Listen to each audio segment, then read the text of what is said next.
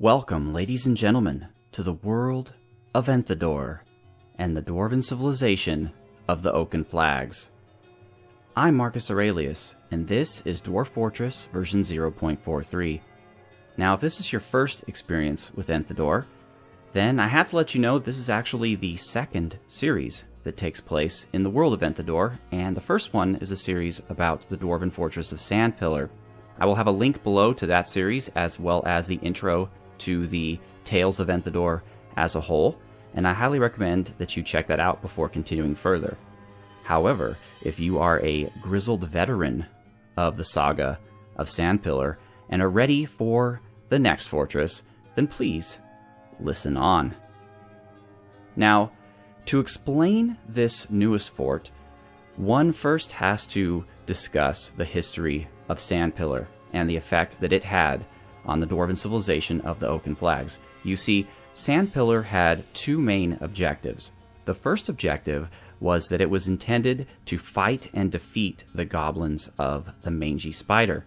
And in that objective, it was an unqualified success. Time after time, the Mangy Spider attacked with hordes upon hordes of goblins and trolls, and each time they were sent packing, bruised and bloodied, while the dwarves of Sandpillar escaped without even a scratch on most occasions. However, the second objective of Sandpillar was, by doing this, to protect and ease the pressure on the other fortresses and mountain homes and hillocks of the Oaken Flags. And in that, unfortunately, Sandpillar was not a success. Despite the many victories they scored against the goblins of the Mangy Spider still managed to raid and conquer dwarven cities of the Oaken Flags during the time period that Sandpillar was fighting. Finally, there was an event at Sandpillar which shook the dwarven world of the Oaken Flags to their core, and that was the Great Insurrection and Civil War of 156. It was the largest loss of life in the history of Sandpillar, and it was done not by marsh titans or dragons or werebeasts or goblin armies, but by the dwarves themselves. And this event, just the sheer bloodiness and pettiness of it, shocked the civilization to their core and caused some dwarves to question their whole reason for being, their whole culture, the way they got things done. And those dwarves founded a sect that decided that the gods had abandoned them because they had abandoned the gods, and they decided to live differently. They looked at the history of the Oaken Flags, the myth that surrounds the founding of this dwarven nation, that of the giant oak tree that was spotted, whose roots were so strong they shattered the stone on which the tree was perched. And these dwarves decided to get back to nature and to live closer to the trees instead of deep in the earth, as they had before. So they decided to found the town of Foresthome. And this is Foresthome. It is nestled in the jungles of speech, in a temperate conifer forest. This is slightly warm, heavily forested, and covered in thick vegetation. It is on the small brook, softened the berry of golden, and it is near the elven civilization of the Carmine Saffron. So here it is. Here is Foresthome. Here, for reference, is Sandpillar in the Black Sand Desert. Here's the Mangy Spider. Now, the game says that Foresthome will have visitors from the elves, the dwarves, the Mangy Spider goblins, and the humans. I'm not sure if the humans yet are going to be the Empires of Confederacy, who we met with at Sandpillar, or perhaps the Wilted Empires or the Empire of Glens. We'll see as we carry on. But as you can see, it's located deep within the forest here, very close to the elves of the Carmine Saffron. In fact, using ISO World, we can kind of see how here's where the Fair Axe, the mountain range that the Oaken Flags are from, kind of ends in the north. We have a little bit of grassland here, but mostly dense forest. And here is Foresthome, and here is a city of the Carmine Saffron, which is Creature Woods, one of their forest retreats.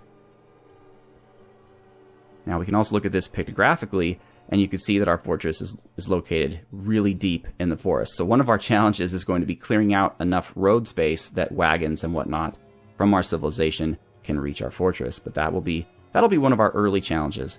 So let's talk a little bit about what our plans are for Foresthome and what is going to make Foresthome unique. So First off, some house rules. Everything in this series is going to take place above ground.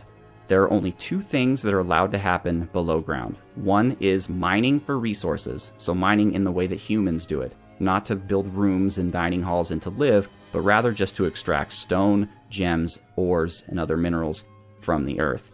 The second thing is, again, what humans do, and we're going to use the underground areas to store food when necessary, and usually just right underneath the ground. We're not going to dig down 40 levels to store food, but because the game has a mechanic where food lasts longer when it's underground, we're going to be storing food underground. However, we're not going to be doing any underground farming. All of our farming is going to be on the surface. And so in the makeup of dwarves that I created to start off this fortress, we have a big focus on building and herbalism to gather food, and less of a focus on mining.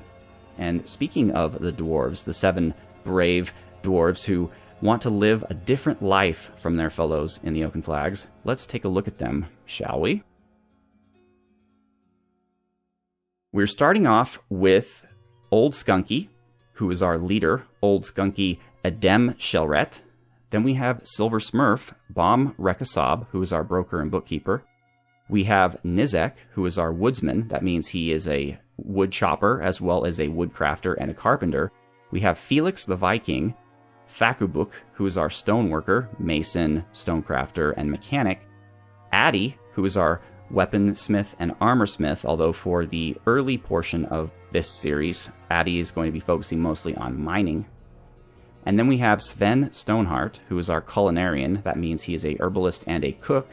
And then we have Tristan Anvilhammer, Lerethaber, who will be our brewer and also an herbalist. And both of them will also do butchery and tanning to start out with, as well as plant processing. So let's take a look in-game at what Foresthome looks like. So I purposely tried to find a place that was heavily forested but relatively flat, so that we could easily just build streets and houses and not have to worry about multiple Z levels. And I was successful. This entire area is one big Z level.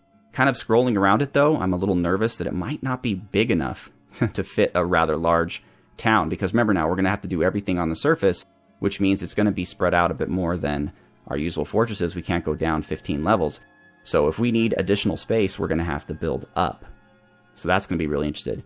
Now, one of the goals I have for this scenario is I want to build a temple to all of the gods. So we're going to make that temple a giant pyramid, like you see on the beautiful title card artwork drawn by Dwarf Comic. And thank you, Dwarf Comic, for that. So we're going to build a giant pyramid, and in that pyramid there are going to be rooms and shrines to each individual god of the civilization, so that the dwarves can choose which one they want to worship. That's one of the main goals. Another main goal is we are not going to be using any traps. That's right. We are going to do all of our fighting with dwarves, but we are, of course, going to build walls, and they're going to be sturdy walls, and those walls will expand as the town itself expands. What that means is if we are besieged, we're just going to have to, if we're not strong enough to fight off the siege, we're going to have to sit it out. And that may hurt us because it won't allow traders to arrive, which might be difficult, but that's how we're going to do it. So we will have sturdy walls with sturdy drawbridges that the goblins can't climb or scale, but that will be our only means of defending ourselves, and that, and of course the arms and might of our dwarven military, which we start off with none at this time. So first step is just going to be getting some trees cut down, clearing a flat space in the middle where we can build our government building, maybe start building our temple, and some housing for our first group of dwarves, getting prepared for migrants, and of course starting the wall for our safety. And we're going to start with a small wall, and just like organically grown human city, a human medieval city, we'll continue to create new walls as the city expands. Newer dwarves are going to have to live outside the walls at first until new walls are built, so it's going to be an interesting scenario, and I hope it's going to be a lot of fun. Let's take a look here. Going back to Legends mode. Let's see. What does it have to say about Foresthome? Anything interesting? Just that it's in the jungle of speech. It's forest. Yeah, we know that. Oh, yes, our civilizations, or our group, the group that's starting this fortress is called the Tree of Wildness. They're a group of the Oaken Flags. And our sigil is dwarves and oak trees. The foundation of Foresthome takes place 2 weeks after the retirement of Sandpillar in the year 156. Well, you know what? Let's profile a dwarf. Now, the way I'm going to work on dwarf profiles here, and some people might not like this, but unfortunately it's just the most convenient way to do it, is everyone who existed in Sandpillar is now done. There is no chance that we'll be profiling any of them ever again, even if, for some reason, a dwarf that was at Sandpillar moves to Foresthome. Unfortunately, there's just no way that I can keep track of that. I'd have to handwrite everyone on a separate list, and that's just too much work. So we're going to start with Old Skunky at 158, and then we're going to keep going to all the new dwarves that arrive at Foresthome, and we're going to profile dwarves from that. Now, the list here is huge. We have currently we have 423 dwarves, so I'm pretty sure that we'll have plenty of dwarves to fill out this fortress. So if you have not yet submitted a name for a dwarf, I highly recommend you do so. The link below will let you do that. If you have already submitted a dwarf, let's say your dwarf was in Sandpillar, then you may have to wait until the next fortress when I reopen the dwarven name list. But for right now, we have 7 dwarves, and we're going to profile one of them. 160. 160 is Nizek. So let's take a look at Nizek here. So Nizek, of course, since we're just starting, Nizek does not have a room or anything like that. Hasn't really done much of anything, really. In terms of relationships, because Nizek is a created dwarf, he has no family, but he is friends with all the rest of the expedition, and it looks like he is a worshipper of Athser Lalaltur. And do I know that one? Athser the Blanketed Cover. I'm not sure if he's one of the deities that we had a shrine to in Sandpillar. I mean, we only had one shrine in Sandpillar, but we had a statue for each deity, but I think this might be a new one. Not sure. But he is associated with victory, war, fortresses, and jewels. So that's pretty cool. What does Nizek think about? I'm doing well. Well, that's great. He just succeeded on his journey to found the town of Foresthome. And he's 82 years old, born on the 3rd of Slate in the year 74. He likes native copper, iron, milk opal, whale, shark parchment, buckets, water buffaloes for their water wallowing, horrors of twilight for their macabre ways, the words of the amethyst butterfly, the sound of the musical intricacy, and the sight of the tulip of festivals. When possible, he prefers to consume giant white stork, 2-grain wheat beer, alpaca's milk, white millet flour, single-grain wheat seeds, and onions. He absolutely detests rats. Wow, he likes many things. And hopefully we'll find some iron down below so that we can start making steel. That would be wonderful. But I'm going to get things kind of rolling between episodes. We're not going to focus on the setup on camera. I'll kind of determine how I want to go forward, and then I'll come back and kind of show you where things are headed. Just to kind of give you an idea of our location once again, here is Foresthome, and if you kind of just move over here, there, my friends, is Sandpillar. So it's quite a ways away, completely different biome. It's going to be a very different and unique experience for us. Let's see if I can find it again. See if I'm good enough to do that. There it is. I wish you could just move horizontally. It kind of makes you go down too. But yep, there it is. There's Foresthome. Once again, in ISO world, if we do trade, we can see that they're the elves. They're trading.